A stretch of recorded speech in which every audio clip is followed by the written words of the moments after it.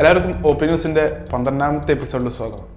Smart ഫോണുകളുമായി ബന്ധപ്പെട്ട ഏറ്റവും പുതിയ വാർത്തകൾ ഫീച്ചർ ചെയ്യുന്ന ചെറിയൊരു സീരീസാണ് ഒപി ന്യൂസ്. അപ്പോൾ നമുക്ക് നേരെ ന്യൂസിലോട്ട് കിടക്കാം. റിയൽമി 6 സീരീസിലെ ഫോണുകൾ ഈ അടുത്ത മാസം അല്ലെങ്കിൽ അതിൻ്റെ അടുത്ത മാസം ഇറങ്ങുമെന്നൊരു റൂമർ നിൽക്കുമ്പോഴാണ് റിയൽമി 6ഐയുടെ ലൈവ് ഇമേജസ് ഒക്കെ നമുക്ക് ലീക്കായിരിക്കുന്നത്. US സർട്ടിഫിക്കേഷൻ അതോറിറ്റിയായ FCCയുടെ ലിസ്റ്റിങ്ങിൽ കണ്ടതാണ് ഈ കാര്യം. അപ്പോൾ ഇതിൻ്റെ ഡിസൈൻ നോക്കുകയാണെങ്കിൽ നമുക്ക് മനസ്സിലാവുന്നത് റിയൽമി 5 സീരീസിലെ പോലെ തന്നെ ഒരു ഡിസൈനാണ് നമുക്ക് ഈ ഫോണിൽ കിട്ടുന്നത്. ഇതിൽ നിന്ന് നമുക്ക് അറിയാൻ പറ്റുന്നത് ഈ ഫോണിൽ യൂസ് ചെയ്യാൻ പോകുന്ന ഒരു 5000 mAh ബാറ്ററി തന്നെയാണ്.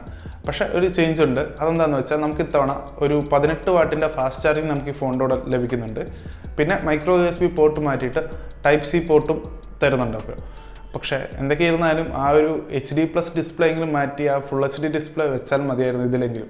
ഇത്രയും കാലം ഉണ്ടായിരുന്ന റിയൽമി 2 തൊട്ട് Realme 3, Realme 5, Realme 5i, Realme 5s എല്ലാത്തിലും ഒരു മേജർ പോരായ്മയായിരുന്നു HD ഡിസ്പ്ലേ.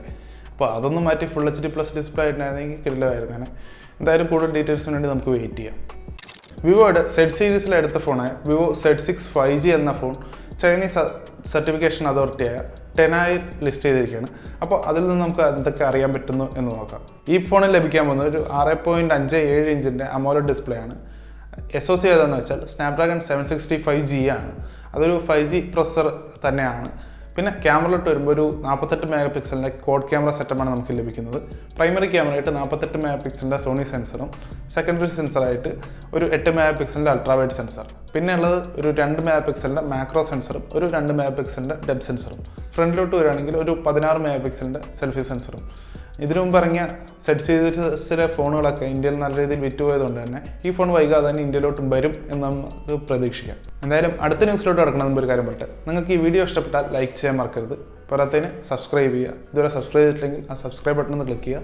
പോരാത്തതിന് ആ ബെൽ ബട്ടണും കൂടെ ക്ലിക്ക് ചെയ്യുക. അപ്പോൾ നമ്മൾ അടുത്ത ഇതേപോലത്തെ ന്യൂസ് ഒക്കെ ഇടുമ്പോൾ കറക്റ്റ് നോട്ടിഫിക്കേഷനും കാര്യങ്ങളൊക്കെ ലഭിക്കുന്നതായിരിക്കും.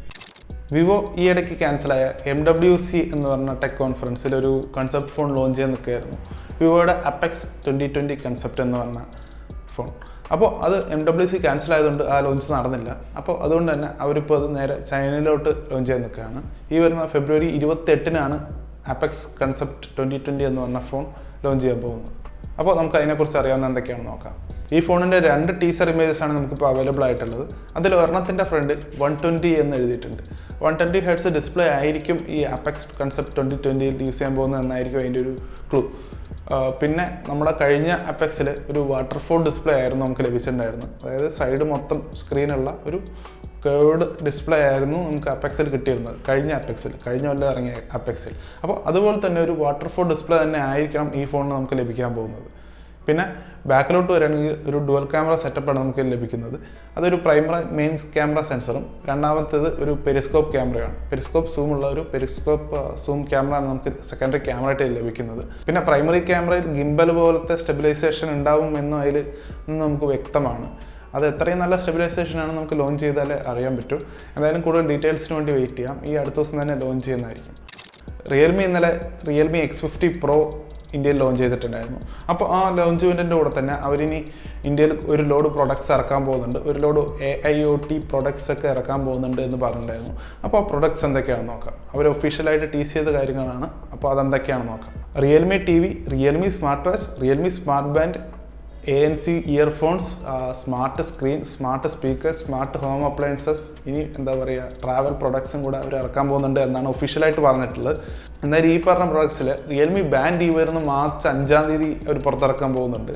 അന്ന് നമുക്ക് ഈ പറഞ്ഞ കൂടുതൽ പ്രൊഡക്ട്സിനെ കുറിച്ച് കുറച്ചുകൂടി ഒരു ഐഡിയ കിട്ടുന്നതായിരിക്കും. അതായത് നമുക്ക് അതിന് വേണ്ടി വെയിറ്റ് ചെയ്യാം. അപ്പോൾ അടുത്ത ദിവസം റിയൽമിയുടെ പ്രൊഡക്ട്സിനെ കുറിച്ച് തന്നെയാണ്. അപ്പോൾ ഇന്നലെ റിയൽമിയുടെ X50 Pro ലോഞ്ചിൽ തന്നെ റിയൽമി ലിങ്ക് എന്ന് പറഞ്ഞൊരു ആപ്പിനെ കുറിച്ച് അവർ പറയുകയുണ്ടായി. അപ്പോൾ ആ ലിങ്കിൻ്റെ സ്ക്രീൻഷോട്ട്സൊക്കെ അവർ ട്വിറ്ററിൽ ഷെയർ ചെയ്തിട്ടുണ്ടായിരുന്നു. അപ്പോൾ നമുക്ക് ആ സ്ക്രീൻഷോട്ട്സ് നോക്കാം. അപ്പോൾ ഈ സ്ക്രീൻഷോട്ട്സ് നോക്കിയാൽ 2 ഇതുവരെ ഇറങ്ങാത്ത റിയൽമി പ്രൊഡക്ട്സ് നമുക്ക് ഇതിൽ നിന്ന് കാണാൻ പറ്റും. അതേതൊക്കെയാണെന്ന് വെച്ചാൽ റിയൽമി ബഡ്സ് എയർ പ്രോയും റിയൽമി ബഡ്സ് എയർ സ്പോർട്ടും. റിയൽമി ബഡ്സ് എയർ പ്രോ എന്ന് കേൾക്കുമ്പോൾ നമുക്ക് തോന്നുന്നത് മിക്കവാറും അതൊരു ആപ്പിൾ എയർപോഡ്സ് പ്രോയിൻ്റെ ഒരു ക്ലോൺ ആവാനാണ് സാധ്യത. എയർ സ്പോർട്ട് എടുത്ത് നോക്കിയാൽ അത് മിക്കവാറും ഒരു റിയൽമി ബഡ്സ് എയറിൻ്റെ താഴെ നിൽക്കുന്ന ഒരു ബഡ്ജറ്റ് ട്രൂ വയർലെസ് ഇയർഫോൺ ആവാനാണ് ചാൻസ്. എന്തായാലും കൂടുതൽ ന്യൂസിന് വേണ്ടി വെയിറ്റ് ചെയ്യാം. എന്തായാലും ഈ വരുന്ന റിയൽമി ബാൻഡിൻ്റെ ലോഞ്ചിൻ്റെ അന്ന് കൂടുതൽ പറയാണ്ടിരിക്കില്ല. ആൻഡ്രോയിഡ് 11 ഡെവലപ്പർ പ്രിവ്യൂ ഇറങ്ങിയതുകൊണ്ട് തന്നെ പോക്കോ ഒരു കാര്യം അറിയിച്ചിരിക്കുകയാണ്. അപ്പോൾ പോക്കോ X2-ന് ആൻഡ്രോയിഡ് 11 ഷുവറായിട്ടും ലഭിക്കും എന്നാണ് അവരിപ്പോൾ അറിയിച്ചിരിക്കുന്നത്. എപ്പോഴാണ് ലഭിക്കുക, അതിൻ്റെ ഒരു ടൈം ലൈനും ഡെഡ് ലൈനും ഒന്നും പറഞ്ഞിട്ടില്ല. എന്തായാലും ലഭിക്കുന്നതായിരിക്കും എന്ന് മാത്രമേ പറഞ്ഞിട്ടുള്ളൂ. അപ്പോൾ അത്രേ ഉള്ളൂ നമ്മുടെ ഒപ്പീനിയൻസിൻ്റെ ഇന്നത്തെ എപ്പിസോഡ്. നിങ്ങൾക്ക് എല്ലാവർക്കും ഈ വീഡിയോ ഇഷ്ടപ്പെട്ടു എന്ന് വിചാരിക്കുന്നു. ഇഷ്ടപ്പെട്ടാൽ എന്താ ചെയ്യേണ്ടതെന്ന് അറിയാലോ. ലൈക്ക് ചെയ്യുക, സബ്സ്ക്രൈബ് ചെയ്യുക, കമൻറ്റ് ചെയ്യുക. പിന്നെ സബ്സ്ക്രൈബ് മാത്രം ചെയ്യാൻ പോരാ, ആ ബെൽ ബട്ടൺ കൂടെ എനേബിൾ ചെയ്യുക. അപ്പോൾ നമ്മുടെ അടുത്ത വീഡിയോ ഒക്കെ ഇതേപോലെ ലഭിക്കുന്നതായിരിക്കും. അപ്പോൾ എന്തായാലും അടുത്ത വീഡിയോയിൽ കാണുന്നവരെ ബൈ.